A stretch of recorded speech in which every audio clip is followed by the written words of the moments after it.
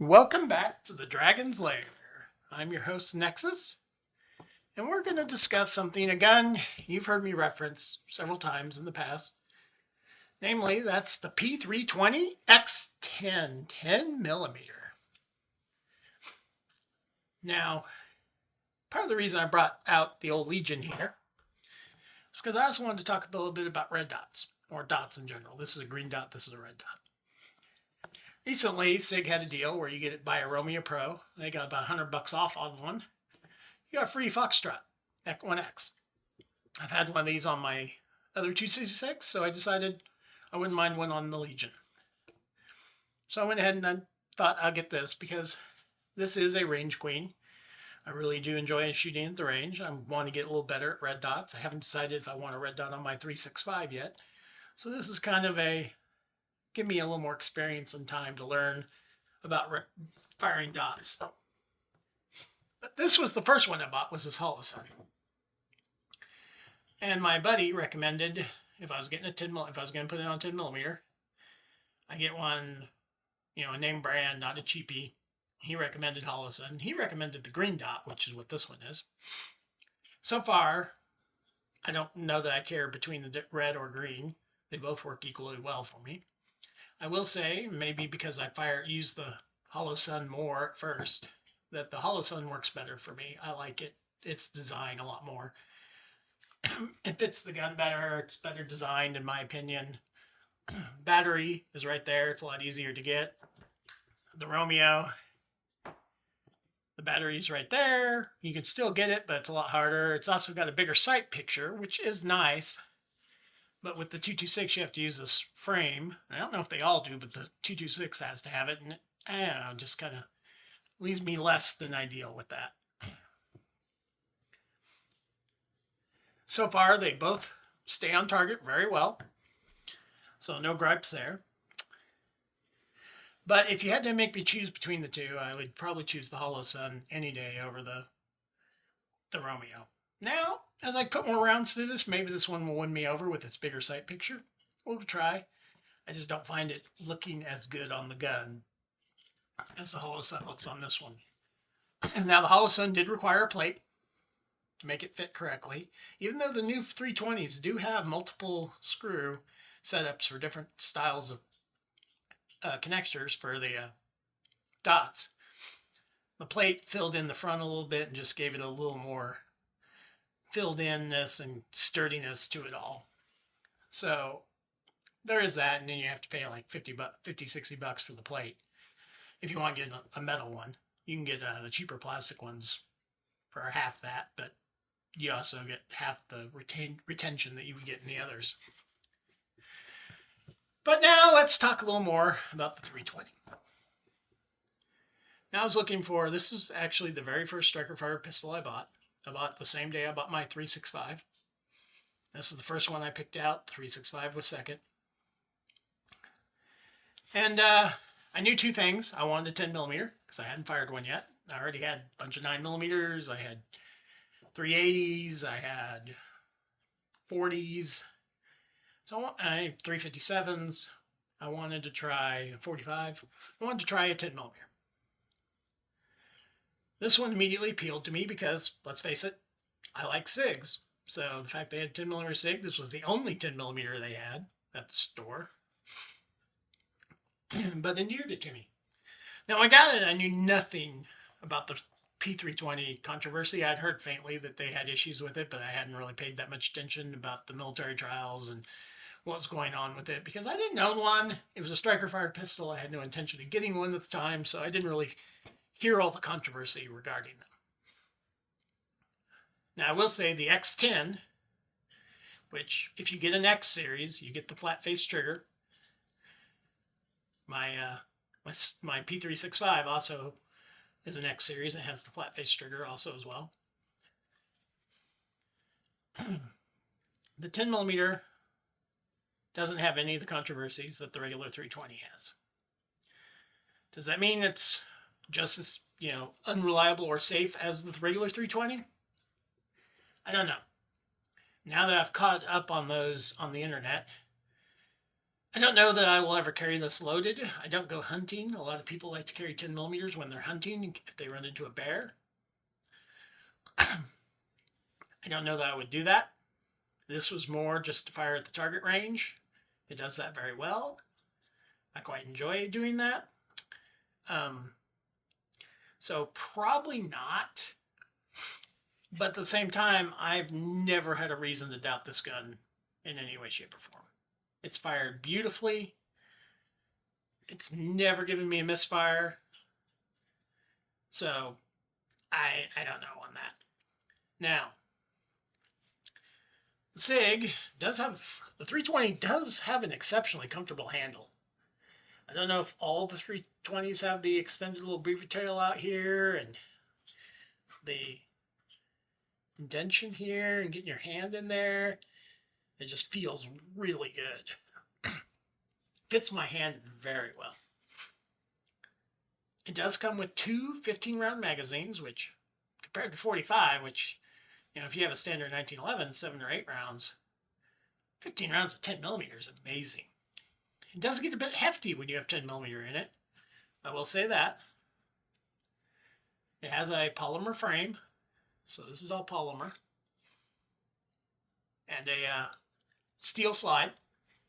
It is fairly hefty, so that's probably why you don't really feel like you're shooting a 10 millimeter when you fire it. Because people told me they're a pretty hot round, and this feels less powerful than my 45, but stronger than 9 millimeter. It's really about on par with the 40 for me. Ballistics wise, the 10 millimeter far outperforms the 40, and really the 45 as well. Now this one does have the fire control unit that all the 320s have. Technically, I could buy a frame, a slide, and just pull my fire control unit out and put it in those, and have a 9 millimeter 320. The problem being is SIG for this and this costs you almost as much as just buying a whole gun. So really, they're saying the fire control unit's only worth about $100. Their modularity isn't too modular when it costs that kind of money. I don't really have any desire to get a 9 millimeter version of this right now. The 9 millimeter versions are fairly cheap right now because a lot of people traded them in. So if you want a cheap 9 millimeter, and honestly, I think a lot of the problems that SIG had has been fixed at this point, there is a very good choice. Now, besides this is their new, all the newer guns have this coating and this feel. It's not as aggressive as the 320, which I really like, or the 226, which I really like. But it does feel very good, and the gun doesn't move in my hands. It is very nice when it shoots. One thing about these, oh yeah, it does have reversible magazine release, and it's ambidextrous slide lock. And one thing when you take these apart, this one is safe, just for the YouTubes, also safe.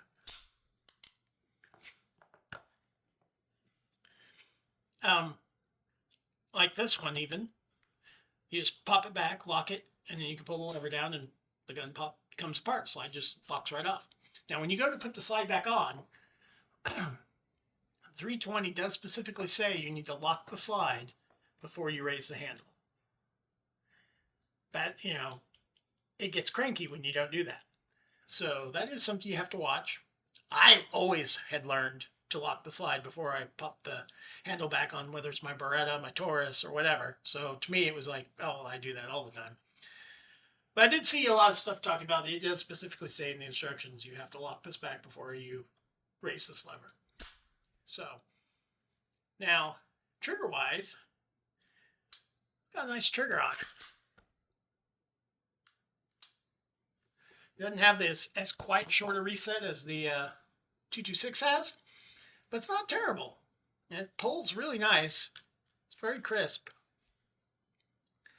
So I gotta give credit for that. It does have the Picatinny rail on it. Quite large one, actually, because it's a longer barrel, giving you a good sight radius. It also does have the high visibility lights, or sights, just like the 226, or the Legion, I should say. My regular 226 doesn't have these, with the green in the front and the darker in the back. They are night sights as well. The X series, I think, is their upscale from the standard series, but I don't think they make a 10mm that isn't an X series. I've only ever seen the X Ten online for a 10mm. So I think the X Ten is just what it is. They do have an X5 version of the Legion, and my 365 also has a X version.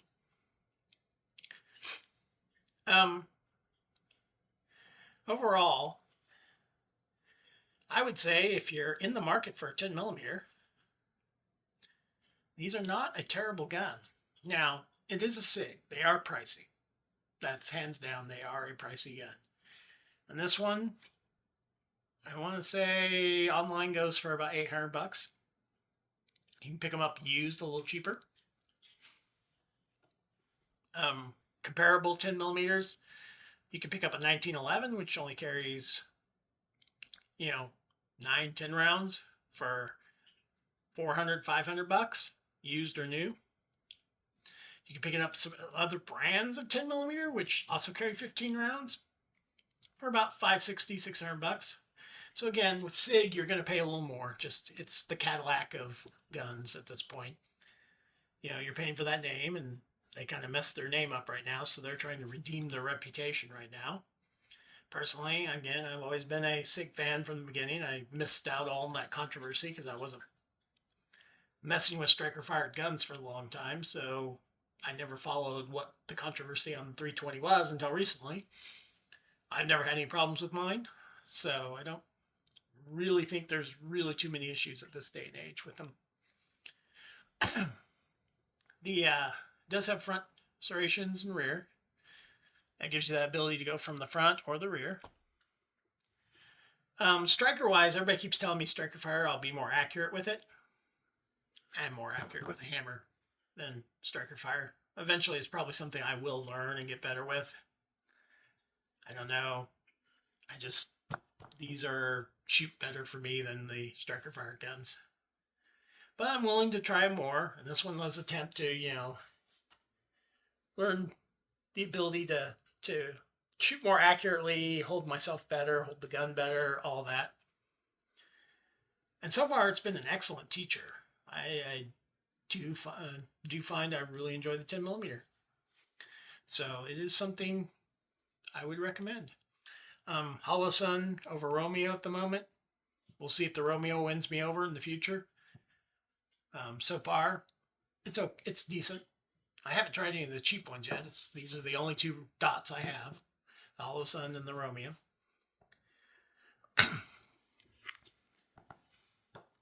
The mags for this are, they're SIG mags. They're kind of expensive. All SIG mags are expensive. I do wish they probably came with 3 mags for this instead of just 2. I did buy 2 extra mags for this, just so I like to have 4 roughly for my guns. So I did get 2, but the $45 a pop. I could buy mech gars for most of my other guns for $20. This is twice the price for a magazine. To be fair, for 10mm, it's twice the gun.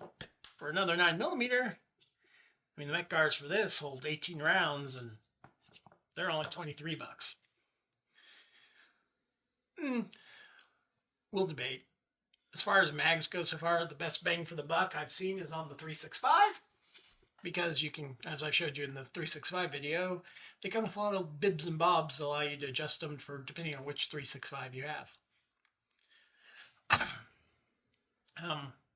The extractor is short on this one, which is something I'm not used to. I'm used to the longer extractors I see on most of my other guns. This is the first time I've ever seen a short one. That's interesting, but I don't see any real disadvantage to it. It extracts and fires very well. It's very consistent in where its brass goes. Will I do any modifications to this in the future? I don't know.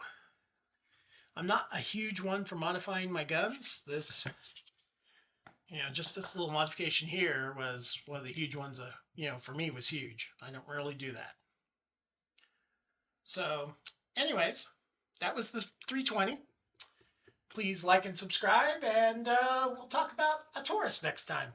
Have a great day.